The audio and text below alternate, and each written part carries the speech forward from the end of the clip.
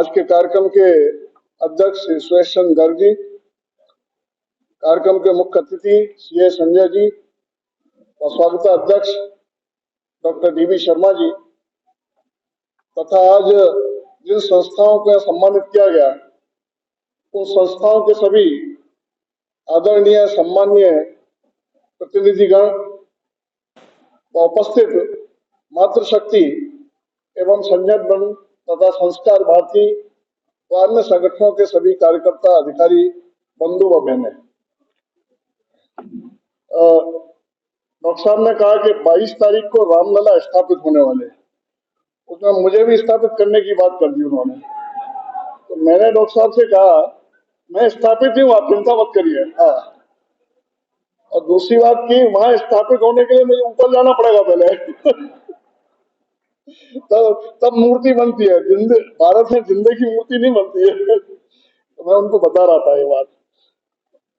तो उन्होंने कहा कि किसी के बारे में ऐसा कहा जाए तो उसकी लंबी आयु होती है, तो मैंने आपको लंबी आयु की कामना की है, ऐसा डॉक्टर साहब ने बताया। तो आज हम पद्म श्री कला ऋषि बाबा योगेंद्र जी का जन्म शताब्दी उत्सव मना रहे हैं। आज उनका जन्मदिन है। वो 100 वर्ष के पूर्ण होते यदि जीवित रहते, और नहीं है तो भी 100 वर्ष तो उनको हो ही गए।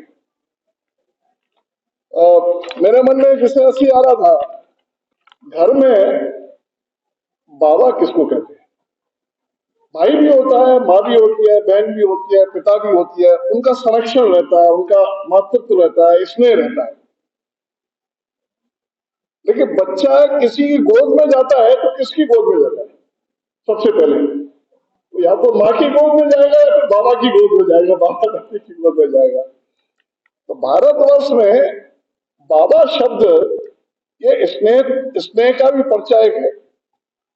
बाबा शब्द संरक्षण का भी परिचायक है।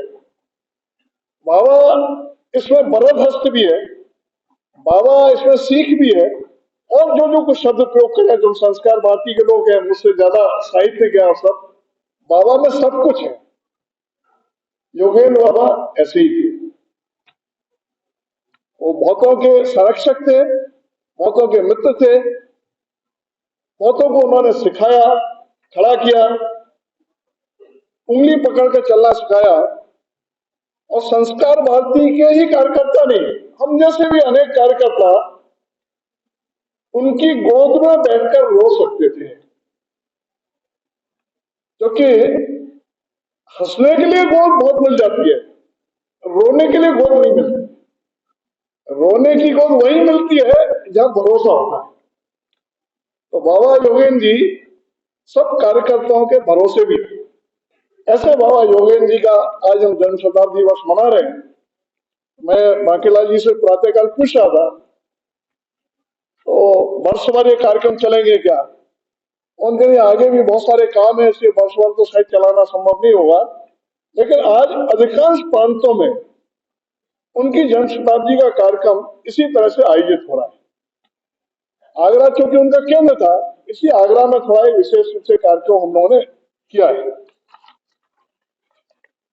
बाबा योगेंद्र जी के बारे में कई बातें बोली हैं। यहाँ लिखा हुआ अभी था पद्मश्री। अब उस समय मेरे पास परिचय में कराया, बीजेपी का दायित्व था। जब उनको पद्मश्री मिला तो मैंने उनको बधाई दी, बाबा पद्मश्री मिला है, आपको बधाई। और उनका पद्मश्री मुझे क्यों मिला? पद्मश्री तो कलाकारों को मिलना चाहिए जो कला को जीते। अरे मैंने कहा आप तो कलाकारों के पिता में है बिल्कुल। बोले नहीं, मैं तो कलाकारों को खाली जोड़ता हूं, मैं कलाकार नहीं हूं। ये जो निरहंकारता है ना, उनमें वो उनके अंदर बहुत बड़ा कलाकार था, लेकिन तो भी उन्होंने मैं कलाकार नहीं हूं, मैं तो केवल कलाकारों को जोड़ने का काम संगठन ने दे दिया, इसलिए मैं करता हूं। मुझे और कोई काम देता है तो मैं वो करता है। अब पद्मश्री मिलने के लिए क्या क्या सब प्रयास होते हैं, बाकी सब चीजें होती है, लेकिन पद्मश्री मिलने के बाद भी भाव उनका ही है। और उन्होंने कहा हमने ये मुझे नहीं, ये पद्मश्री संस्कार भारती को मिला, नाम मेरा ले दिया आपने खाली। यानी सब कुछ संगठन को ही समर्पित है। जीवन तो समर्पित है, पुरस्कार मिला तो वो भी संगठन को ही समर्पित है। ऐसे थे बाबा योगी जी। अब उनके बारे में बहुत वर्णन करने हैं तो अनेक शब्द बोले जा सकते हैं, लेकिन कुछ शब्द प्रयोग करना हो तो सादगी, सरलता, सजगता, समर्पण, साधना, इस सब के प्रतीक थे वो। संस्कारवादी में बोल रहा हूं तो मैंने भी थोड़ा अनप्रास अलंकार बनाने की कोशिश की, इसके प्रतीक थे वो। लगन और कर्मठता तो ऐसी थी, आपने देखा कि जीवन के अंतिम क्षण तक उनकी स्मरण शक्ति भी थी, सबको नाम लेकर बुला सकते थे और जीवन के अंतिम क्षण तक वो सक्रिय रहे। आपने 13 मिनट की जो डॉक्यूमेंट्री देखी, आपने देखा आखिर क्षण तक वो आज यहाँ है और कल केरल में बीमार भी नहीं पड़ता था। कई बार तो मैंने कहा, मुझे संस्कार भारती के लोग कहते थे आप ही बहुत प्रिय हो उनके, आपकी बात थोड़ा सुन लेते हैं, हमारी कम सुनते हैं, ऐसा बाके जी, अमीशन जी वगैरह कहते थे। तो प्रेम बस उनको बता जाता, अब क्यों आप ज्यादा इसमें पड़ते हो, ये सब लोग है ना कर लेंगे। अरे नहीं नहीं, वो फलाना कार्यकर्ता है ना बीमार है, जरा मिलने जाना है। नहीं, वो केरल में मिलने जाना, वहां के लोग मिल लेंगे ना। अरे नहीं नहीं, मिलने से उसको जरा अच्छा लगेगा, थोड़ा उसको उसको सांत्वना मिल जाएगी।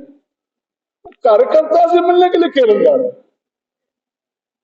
ये खाली उनको कोई दौड़ने का शौक था, उनको घूमने का शौक था, ऐसा नहीं। एक एक कार्यकर्ता को कैसे गढ़ा जाता है वो जानते थे, इसलिए दौड़ भाग करते थे, इसलिए परिश्रम करते थे। यहाँ बहुत सारे कला जगत से जुड़े लोग बैठे, तो मैं उनके सम्मान में ही कुछ बोलना चाहता हूं। लेकिन जैसे बुद्धिमत्ता का एक आदमी के मन में रहता है कि मैं बहुत बुद्धिमान हूं, मैं बहुत धनवान हूं, मैं बहुत ये हूं, मैं बहुत बड़ा कलाकार हूं, तो ये थोड़ा थोड़ा अहम कभी कभी रहता है। तो उन्होंने कहा अमला जी, ये कलाकारों से जोड़ना, कलाकारों को जोड़ना, इनसे बात करना, वो ऐसे इतना आसान नहीं है जैसे मुक्ति से कारवा को जोड़ देना। बड़े तरीके से बात करनी पड़ी है, बड़े तरीके से जोड़ना पड़ता है, एक के पास घंटों घंटों बैठना पड़ता है। आज जो संस्कार भारती का आप स्वरूप जो देख रहे हैं, ये तो बन गया है, जो आपको स्वरूप दिख रहा है। लेकिन उन्होंने कितना कठोर परिश्रम किया होगा, कितने लोगों से कठोर परिश्रम करवा दिया होगा अपने व्यवहार से, उसमें से संस्कार भारती का आज यह स्वरूप दिख रहा है। मैं 4-5 दिन पहले गुवाहाटी में था, तो संयोग से वो संस्कार भारती की भी चर्चा वहां हो गई। तो पूरे देश भर में संस्कार भारती खड़ी की, लेकिन विशेष रूप से नॉर्थ ईस्ट में संस्कार भारती को खड़ा करने में उनका बहुत बड़ा योगदान है। आप में से जो लोग नॉर्थ ईस्ट में जाते हैं, अब तो राजधानी भी चल रही है, हर प्रांत तक एयरपोर्ट भी हो गया है। पुराने समय तो एक स्थान से दूसरे स्थान तक जाने में 24 घंटे 48 घंटे लगते थे। अभी तो देश में विकास की जो गंगा बही है और तेजी से बही है, उसका नॉर्थ ईस्ट में भी वो गंगा बहुत तेजी से बही है।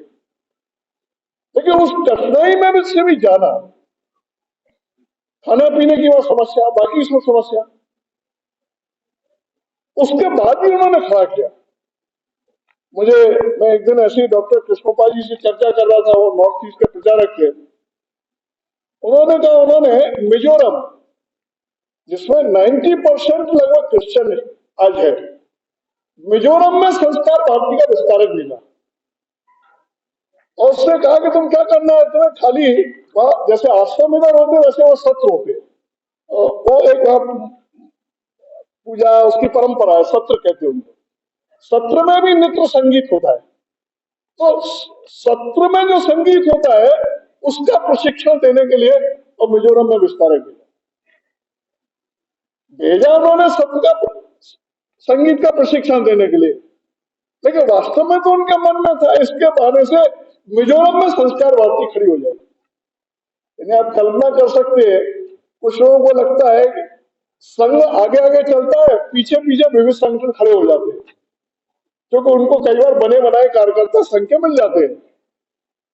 लेकिन उन्होंने वहां संस्कार भारती खड़ी की जहां संघ नहीं था, मिजोरम में संघ नहीं था, लेकिन उन्होंने विस्तारक भेज कर संस्कार भारती खड़ी की। ऐसे उनके अनेक स्थानों के उदाहरण यहाँ पर हैं। अभी जैसे यहाँ बहुत सारी संस्थाओं का एक सम्मान का कार्यक्रम हुआ है।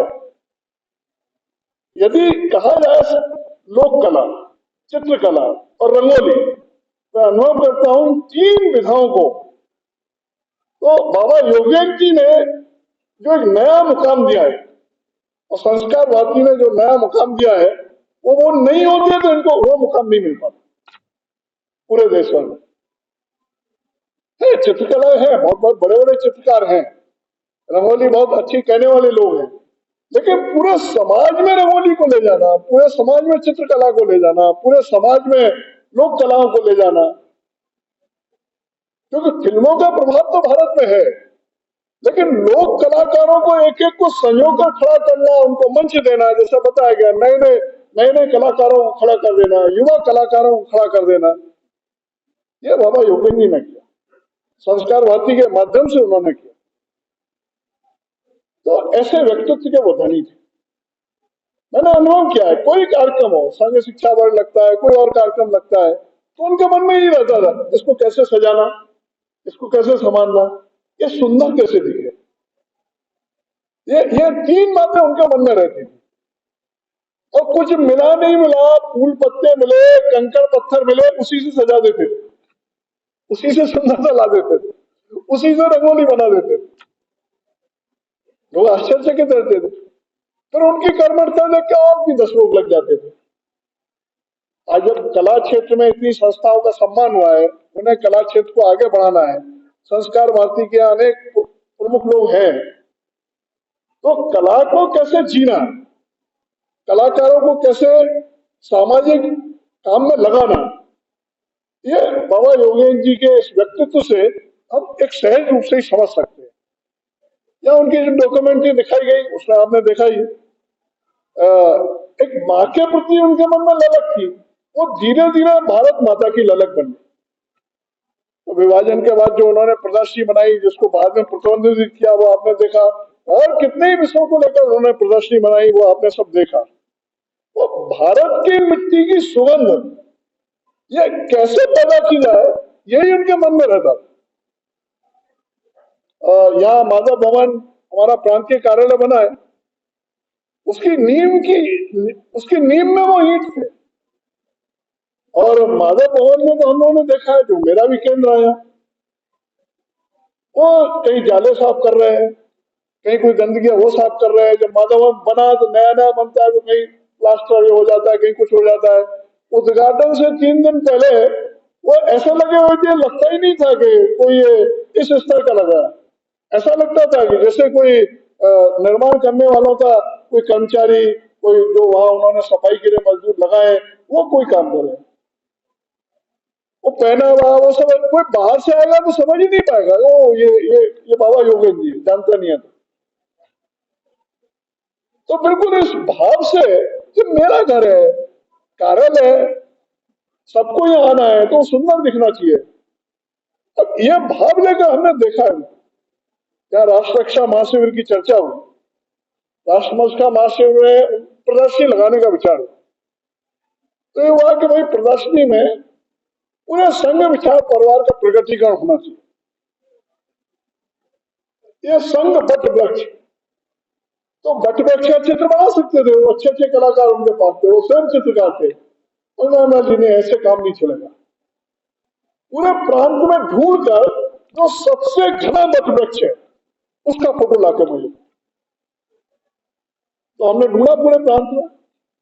तो बरेली जिला क्योंकि तराई का इलाका घने हैं, तो बरेली जिले में घना बट वृक्ष मिला, उसका फोटो 4-5 फोटो लाके दिए, एक फोटो उन्होंने छाटा, उनका ये ठीक है। तो वास्तविकता में चित्रण होना चाहिए, चित्रण में बना दूंगा, वो बट वृक्ष का चित्र उन्होंने बनाया। आपने देखा इतने पूजा मंच, ये सब गोवर्धन पर्वत जैसा, वो सब बाबा योगेन जी की कल्पना थी। मेरे परिचय में कराया, रामलाल जी प्राण प्रचारक के राष्ट्र रक्षा महाशिविर हुआ, श्रेय किसी को मिल जाए, लेकिन उसकी सज्जा और जितनी सुंदरता है वो सब बाबा योगेन जी की परिकल्पना थी। बाकी बहुत सारे कार्यकर्ता जो लगे लगे, अब आपको अंदाज नहीं होगा, जो निकट आए उनका लेख तो बिल्कुल मोती जैसा था। उनके पत्रों को लोग सुरक्षित रखते थे और आवाज में तो इतनी खनक थी, आपने यहां भी देखा, मैं योगेंद्र, ऐसा लगता था आकाशवाणी से कोई घोषणा हो रही है जब वो किसी चीज का वर्णन करते थे, किसी कार्यक्रम का, या भी आपने सुना। तो ऐसे व्यक्तित्व के धनी बाबा योगेंद्र जी थे, जिनका शताब्दी वर्ष आज हम मना रहे हैं, तो उनको हमें स्मरण भी करना है और उनके गुणों को लेकर संगठन को कैसे आगे बढ़ाना, इसका थोड़ा हमको विचार करना है। अब संस्कार भारती की स्थापना हुई है, हम आगरा में भी बैठे, आगरा ताज नगरी कहलाती है, ताज महोत्सव भी होता है, लेकिन ताज नगरी के नाम से प्रसिद्ध हो गया होगा, लेकिन चार महादेव के नाम से भी प्रसिद्ध है। और इतनी इतनी कला की संस्थाएं हैं, वास्तव में इसको उभारा नहीं गया। नहीं तो आगरा एक सांस्कृतिक केंद्र के रूप में भी उभर सकता है, ये केवल पर्यटन केंद्र के रूप में नहीं, जहाँ इतनी संस्था काम करती है संस्कृति को लेकर। और ये कोई नई बात नहीं है, ये तो पुराने समय से यहाँ नजीर अकबराबादी थे जो भजन गाते थे, बहुत पुराना, ये 1735 से और 1830 का उनका कार्यकाल रहा। मुट्ठी भर चावल के बदले दुख दर्द सुदामा के दूर किए, ऐसे अनेक भजन है उनके। या केशव रघुनाथ तलेगामकर, जिन्होंने नाथ साधना संस्था बनाई, अभी संभवतः प्रतिभा जी उसको चला रही है, तो शास्त्रीय गायन वादन इसको लेकर उन्होंने संस्था बनाई। मुझे पुस्तक भी मिली, शायद उनके पुत्र ने दिए, आज उसका स्मरण करना अभी मुझे उचित लग रहा है। वो योगेंद्र जी की कृतियां मैं कहूंगा, परिवार के संस्कार तो रहते, हम ही आधार निडर, अच्छा कार्यकर्ता था, विकसित हुआ, उसकी साहित्यिक रुचियों को उन्होंने पहचाना, उसको प्रेरित किया। वो अनेकों वर्ष तक हिचकी नाम से पत्र निकालते रहे मासिक, राष्ट्रीय स्तर का पुस्तक मेला उन्होंने शुरू किया। अब यहाँ के नाम लेने हो तो जो पुराना में रहा हूं, मैंने थोड़ा पूछा भी था, तो केशव प्रसाद सिंह जी, उन्होंने संस्कार भारती नाट्य केंद्र, जो आज भी राष्ट्रीय नाट्य उत्सव मनाता है, डॉक्टर चित्रलेखा सिंह जी, डॉक्टर सरोज भार्गव जी, रेखा कक्कर जी, और नाम लूंगा तो बहुत लंबी सूची है। इन सबको, यानी चित्रकला को भारत माता के लिए कैसे समर्पित करना, ये योगेंद्र जी ने सिखाया। चित्रकला है, चित्र कौन सा बनाया, कोई सा भी चित्र बनाया जा सकता है। अनेक तरह के चित्र हम देखते हैं, सोशल मीडिया पे देखते हैं, बाकी देखते हैं, विज्ञापनों में देखते हैं, टीवी में देखते हैं, बनाते तो सब कलाकारी है, चित्रकारी है,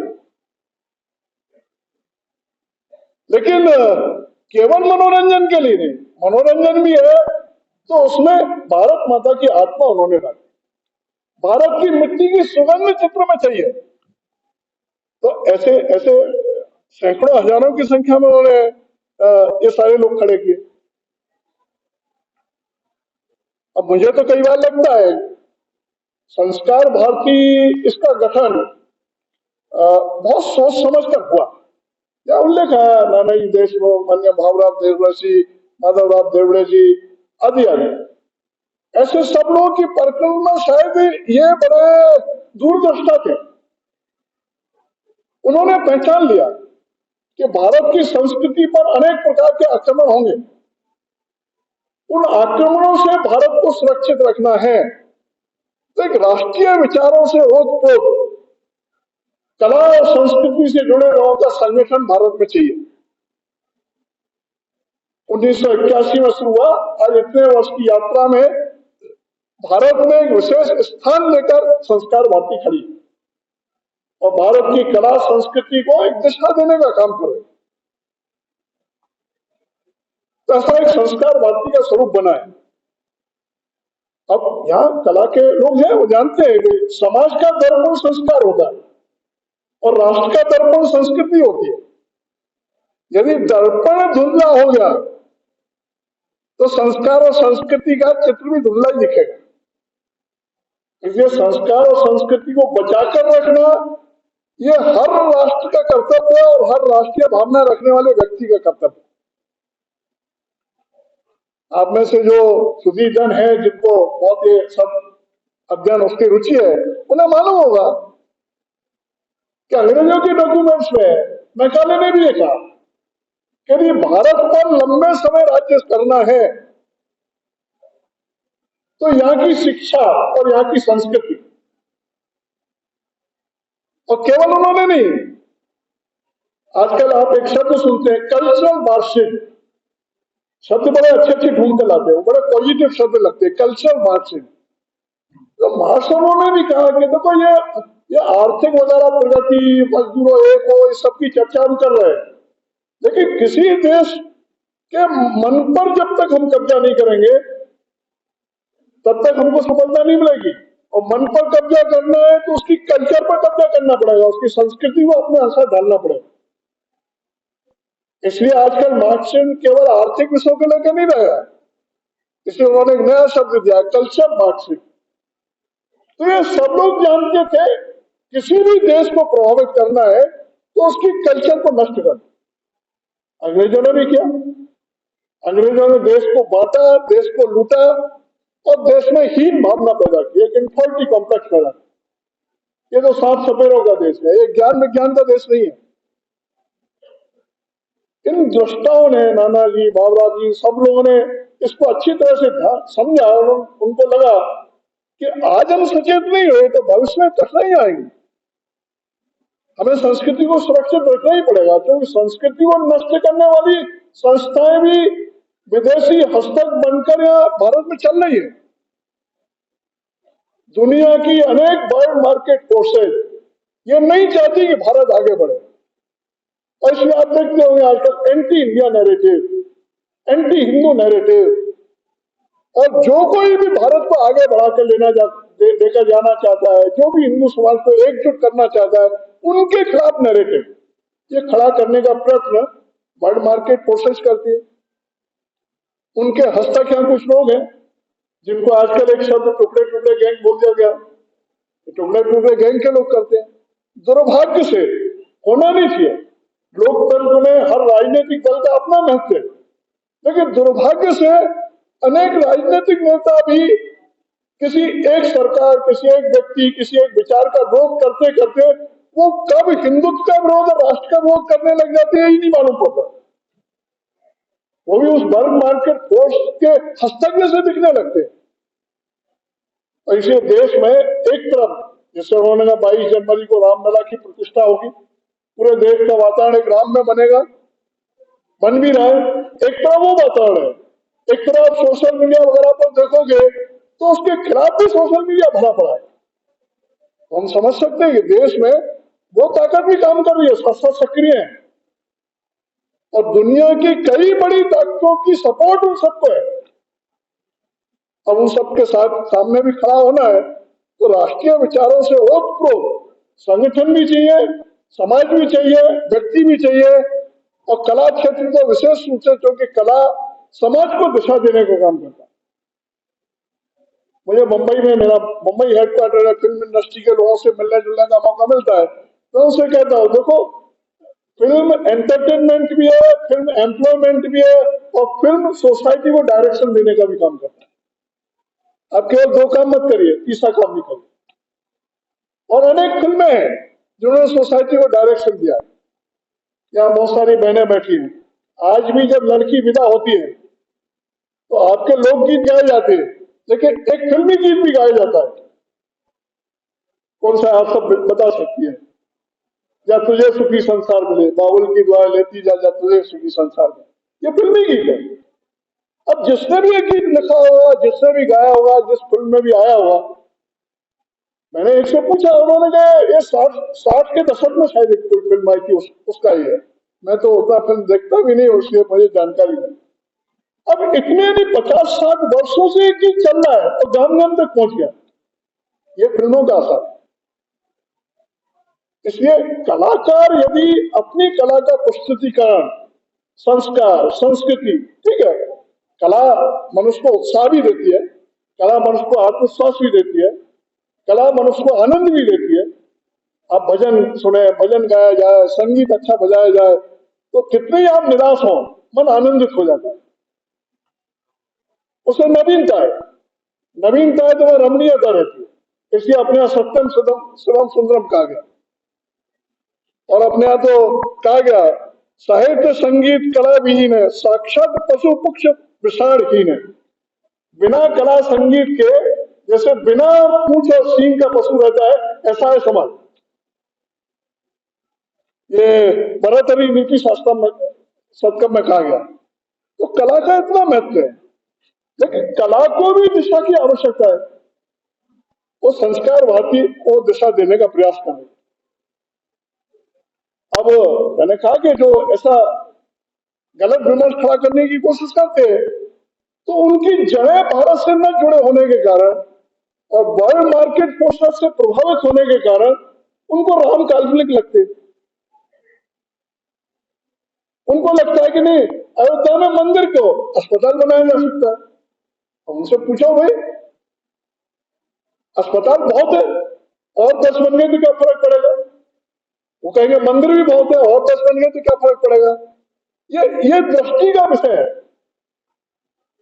और अपने यहाँ तो भारतीय सनातन परंपरा में केवल पत्थर नहीं है, पत्थर की मूर्ति नहीं है, उसमें प्राण प्रतिष्ठा की जाती है। मैं आज उस विषय में आपको नहीं लेकर जाऊंगा ज्यादा, उस प्राण प्रतिष्ठा का क्या महत्व है, और जिस मूर्ति की प्राण प्रतिष्ठा होती है उसके सामने खड़े होकर अपना मन कैसा होता है, वहां से मन संयमित होता है, वहां संस्कार होता है। और यदि कोई आर्थिक विकास की चर्चा करेगा तो एक पर्यटन केंद्र खुल जाए, एक मंदिर खुल जाए, उसके आसपास 100-200 लोगों को रोजगार तो वैसे ही मिलता है, यदि आपको रोजगार उसकी चर्चा करनी है तो भी। तो ये अकारण तरह तरह की बहस में डालने की कोशिश करते हैं। और आप देखेंगे 22 जनवरी जैसे जैसे नजदीक आएगी, ये नकारात्मकता और बढ़ाने का प्रयास लोग करेंगे।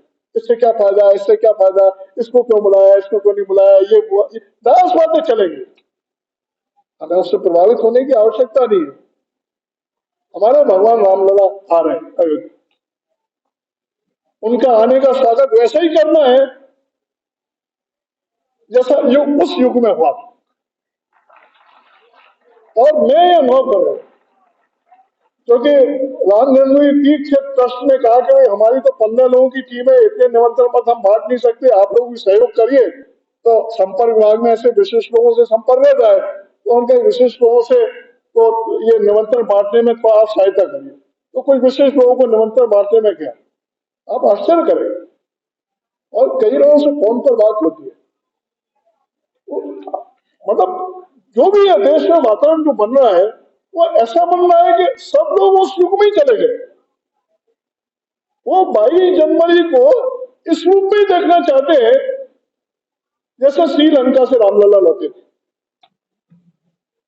इस रूप में स्वागत करना चाहते हैं। मुझे तो लगता है कि पूरे देश भर में उस दिन दीपावली होगी। होना चाहिए कि नहीं होना चाहिए? होना चाहिए। तो आप भी करिए, अड़ोस पड़ोस घरों पर भी करिए। सब लोग 22 जनवरी को नहीं जा पाएंगे, तो अपने आसपास जो भी मंदिर है उस मंदिर में पूरे सब लोग इकट्ठे हुए, वहां संभव है तो स्क्रीन लगाइए, देखिए, नहीं तो मंदिर में जो भी देवी देवता है उसकी पूजा करिए, आरती करिए और प्रसाद वितरण करिए, और प्रभु रामलला का स्मरण करते हुए प्रभु रामलला का आशीर्वाद अपने मंदिर में लीजिए। और 22 जनवरी के बाद जब जिसको जब अवसर मिले तब रामलला के दर्शन करने जाइए। मतलब ये फीलिंग्स होना, ये अनुभव होना। मुझे लगता है हम ऐसे युग में चले गए कि हमने वो तो देखा नहीं, हमें तो लग रहा है श्रीलंका से लौट रहे हमारे, ऐसा वातावरण बन रहा है। अब इस वातावरण से खुश हो कि पेट में दर्द हो रहा है, अब दर्द हो रहा है तो हो रहा हूं, क्या कर सकते हैं हमारा। तो हम तो सकारात्मक काम कर रहे हैं। एक महाराष्ट्र में एक शब्द चलता है, यानी जिसको हर चीज में थोड़ा सा कुछ नेगेटिवली ढूंढने की आदत रहती है। तो अब है देश में कुछ लोग हैं तो हर चीज को नकारात्मक दृष्टि से देखते हैं। तो जिनको सकारात्मक करना है उनको सकारात्मक सोचना, सकारात्मक बोलना, ऐसा सोचकर हम करेंगे तो संस्कार भारती जिस उद्देश्य से स्थापित हुई, भविष्य में वो उद्देश्य और अच्छे ढंग से सफल होगा। और भारत के संस्कारों को सुरक्षित रखना ये परिवारों में हम सबकी जिम्मेदारी है। घर में बच्चों के संस्कारों को सुरक्षित रखना, राष्ट्र में संस्कृति को सुरक्षित रखना, यह सब सामाजिक संस्थाओं की जिम्मेदारी है। ये केवल सरकारों की जिम्मेदारी नहीं, समाज की जिम्मेदारी है कि संस्कृति को सुरक्षित रखना। और संस्कार भारती या उससे जुड़े जितने भी लोग हैं, उनके मन में एक ही बात है, कोई भी देश प्रगति तभी करता है जब उसके संस्कार और संस्कृति सुरक्षित रहती है और एक राष्ट्रीयता का भाव प्रबलता के साथ लोगों में रहता है। दुनिया के हर देश में है हु आर बी, इसमें कोई कंफ्यूजन नहीं है। दुनिया के देशों में भारत में ही कंफ्यूजन क्रिएट करने का प्रयास होता है। हु R B, B R A, B R A, B R A, B R A, B R A. हम सब भारत के हैं, एक संस्कृति, एक देश, एक नागरिक, एक ऑल इंडिया विजन। ये भारत हमारा है। भारत की प्राचीन संस्कृति जिसको दुनिया हिंदू संस्कृति के नाम से जानती है। हिंदू कहां से आया, कैसे आया, शब्द इस रूप में न पढ़ते, दुनिया भारतीय हिंदू के नाम से जानती है, आर्य के नाम से जानती है। जिस नाम से दुनिया जानती है उस नाम का हम भी प्रयोग करते हैं।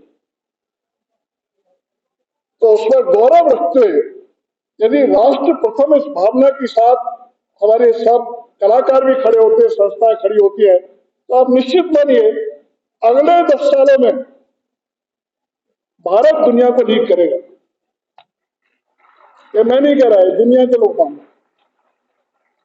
हमारी आप सबकी चिंता इतना ही होना चाहिए, 10 साल में भारत को लीड करने लायक बनाना।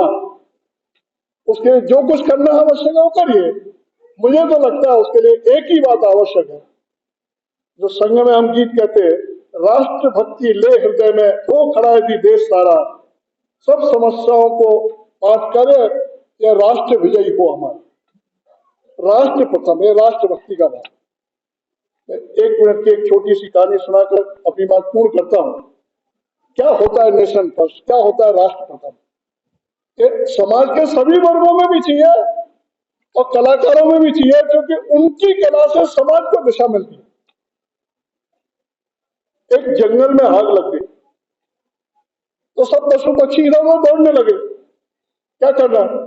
तो सबने देखा इधर पानी है, इधर पानी है, कोई सूर में पानी भर के ला रहा है, कोई कुछ कर रहा है, कोई कुछ कर रहा है, पानी डालने की कोशिश कर रहे। फायर ब्रिगेड तो थी नहीं उसमें। तो एक छोटी चिड़िया भी चोंच में पानी भर के बार बार लाकर डाल रही थी। तो कोई बड़े पशु पक्षियों ने किया, अरे मर जाएगी, झुलस जाएगी, तेरे चोंच में पानी भर के लाने से ये आग बुझने वाली है क्या? चिड़िया ने सब सुन लिया। बाद में चिड़िया ने जो जवाब दिया वो सब समस्याओं का समाधान है। संस्कार भारती के लिए एक गाइडिंग लाइन है और हम जैसे सब कार्यकर्ताओं की गाइडिंग लाइन है। चिड़िया ने कहा बड़े प्रेम से, जैसे योगेंद्र जी बोलते थे भैया, तो भैया ही बोलते थे छोटे बड़े सबको, भैया मुझे मालूम है मेरे चोंच में पानी भरकर लाने से आग नहीं बुझने वाली, लेकिन मैं इतना जानती हूँ जब कभी इस जंगल की आग लगने का और बुझने का इतिहास लिखा जाएगा तो मेरा नाम आग लगाने वालों में नहीं, मेरा नाम आग बुझाने वाले है। जिसको आग लगाने वाले हैं देश में, लेकिन देश को आगे बढ़ना है, 10 साल में भारत को दुनिया को लीड करना है, तो आग बुझाने वालों को अपनी संख्या भी बढ़ानी पड़ेगी, अपनी हिम्मत भी बढ़ानी पड़ेगी, आत्मविश्वास के साथ संस्कार भारती जैसे संगठनों के साथ खड़े होना पड़ेगा और बाबा योगेंद्र जी को स्मरण करते हुए अपना पथ हम मार्ग अपना प्रशस्त करें। बाबा योगेंद्र जी को मेरी विनम्र श्रद्धांजलि। आप सबको नमस्कार।